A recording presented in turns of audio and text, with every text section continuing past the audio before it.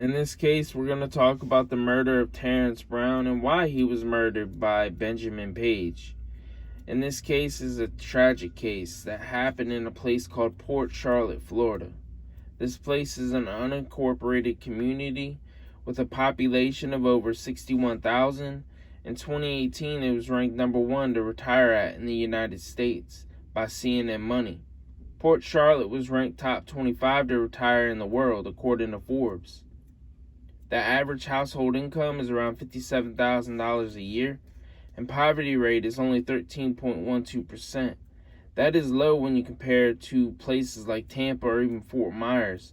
Both of them share a poverty rate of 20%.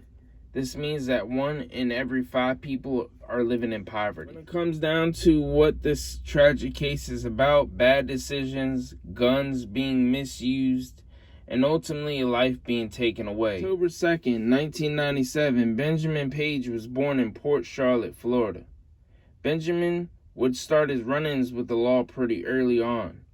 His name was known by the Charlotte County Sheriff's Office. His criminal record dates back to 2011.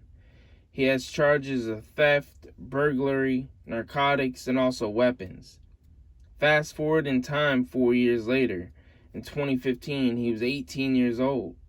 He was charged with armed burglary of a structure, possession of a firearm by a delinquent, and grand theft of a firearm, possession of marijuana less than 20 grams, and drug paraphernalia. October 21st, 2015, on the street of 2134 Starlight Lane, deputies of the Port Charlotte Sheriff's Office responded to a call about a burglary.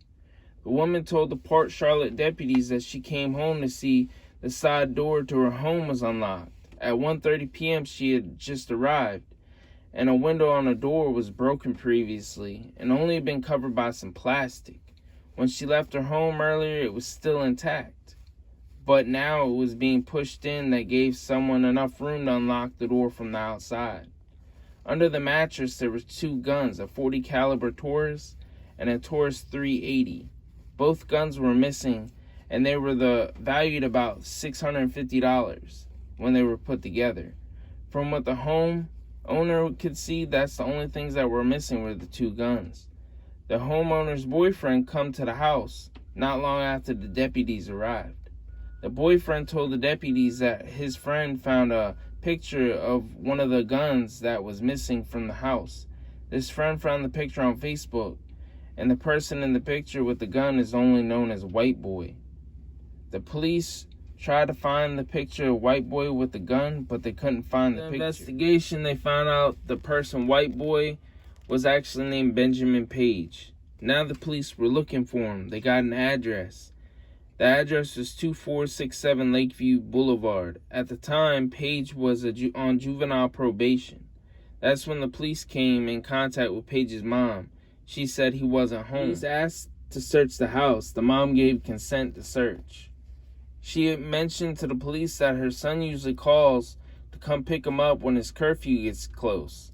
Not long after the police got there, Paige calls his mom to come pick him up. The police went to the location to where Paige was. He was at a house on Emerald Avenue in Port Charlotte, Florida. The police get to the house. They knock on the door. Someone opens the door, and all the police smell is the smoke of people smoking marijuana. The police detained the 4 people that are in the house. One of them was the person they were looking for, Benjamin Paige, aka White Boy. Paige told the police that he had a gun in his pocket. The police found in Paige's possession 2 baggies of marijuana, which contained 16 grams. The gun he had on him was a Taurus 380, and it looked like the one that he had stolen from the house. Come to find out, it was the gun because the police had the serial number and matched it. That's when Benjamin Paige was read his Miranda rights and arrested. There were 3 other people there. When the police started searching, one of them started to run. That's when he threw something in the woods, and the police thought it was the second gun that was stolen. The police eventually arrested him, and all 4 were brought down to the sheriff's office for an interview. The person to be interviewed said that he came to the house not long before the police showed up. There was only one person that he knew, and that was Paige. He tried to talk to someone else in the house, but he seemed to be real fidgety and nervous. The person who owned the house was there.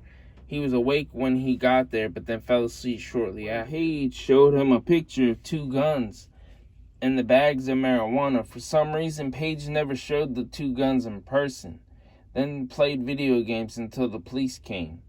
The second person to be interviewed, which was the owner of the house, he said at 11:30 a.m. Benjamin Paige came to his house, and there was 2 other people with him. One of them said his name was Rico. Paige showed him the 2 guns, but Rico left the house with the .40 caliber Taurus. That's when Paige still had the Taurus 380. He wasn't sure when Rico left because he had fell asleep. The person in the first interview gave the police consent to search through his phone. That's when they found a picture of 3 people with 2 guns and some marijuana.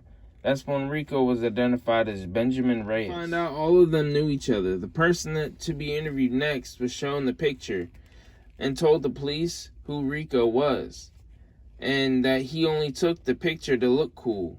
He had no idea where the guns came from because he asked Paige, but he said, "Don't worry about it." He also said that he threw an e-cigarette in the woods when he ran, and it wasn't the gun. On July 7th, 2016 was when Benjamin Paige was eventually sentenced to 60 months in prison. Paige only stood 5'5" and 125 pounds. And going to prison, who knows how prison will treat him since he's so small. It has a youth offender program. That's when Paige was classified as, and he went to Lake City Correctional Facility. This is a youth offender prison, and it's not operated by the Florida Department of Corrections, and it's operated and owned by a company. So it's a private prison, not a state-run one.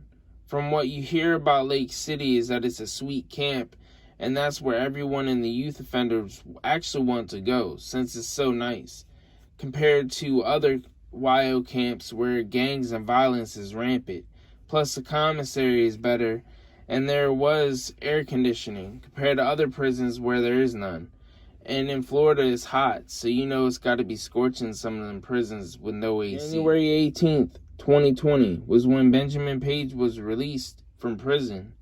A short time after he was released, only 5 months, his freedom would be taken away for good reason, too. Terence Brown was born on July 29th, 1995 in Fort Myers, Florida.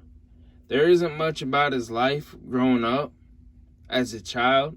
I can't say who Terence was as a person since I didn't know him in real life. I can only go off of what his friends say.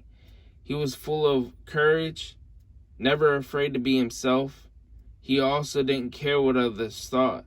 He walked through life with confidence and kept his head up. It didn't matter who was looking. Terence Brown never got into trouble. He didn't have any arrests. The only thing that you could say he was guilty of was being himself. Terence Brown and Benjamin Paige began talking on Facebook. Things eventually got sexual.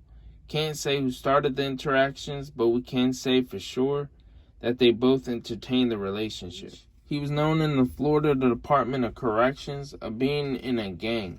The gang he said he was affiliated with was the Bloods. He also had blood-related tattoos sometimes before he went to prison. And with most gangs, being in a homosexual relationship is against policy. And he knew this, and I feel like this is why he did what he did. 17th, 2020. Terence and Benjamin planned to meet up. Terence thought all was good and thinking that Benjamin was coming over for a romantic encounter. This is when Terence stepped out of his house on the 3000 block of 25th Street and Lehigh Acre. Terence was shot multiple times. Eventually, Terence Brown died from his injuries. May 20th, 2020. Only 3 days after the shooting and death of Terence Brown, Benjamin Paige was arrested on charges of second-degree murder, possession of a firearm by a convicted felon, and he received a $2 million bond by the judge. As we speak, Benjamin Paige is in the Lee County Jail, and the state of Florida is making it clear they are seeking to have Paige sentenced under the Prison Release Reoffenders Act, or PRR. That states that within 3 years of being released from the Florida Department of Corrections, if you commit one of the felonies listed within the act, the maximum punishment becomes your mandatory. Benjamin Paige's case of second-degree murder is in reality a first-degree felony, which is punishable by life. If Paige gets sentenced under the PRR, he will receive a life sentence.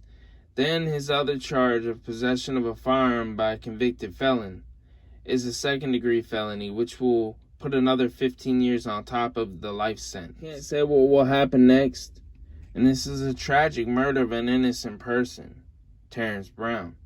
All because he wasn't embarrassed on his own sexuality and who he was as a person compared to Benjamin Paige, where he didn't want nobody to know that he liked guys. So in order to keep his image as a gang member, he killed someone to do that. Benjamin Paige is in jail. As I stated before, he's in the Lee County Jail to be exact. He has a court date 5/3/2022, so next month. It's just mind-boggling on the fact that you can spend a couple years in prison, as in this case, and you fuck it all up by killing somebody. And now you're going to spend the rest of your life in prison because you want to keep your image as a hard gangster blood member, and, you know, you want to keep your image. And since he only stands 5'5", 125 pounds, you know, I feel like he's going to be turned out in prison. Especially since, you know, he's already following these steps, you know, his sexuality. He's already messing around with dudes on the streets.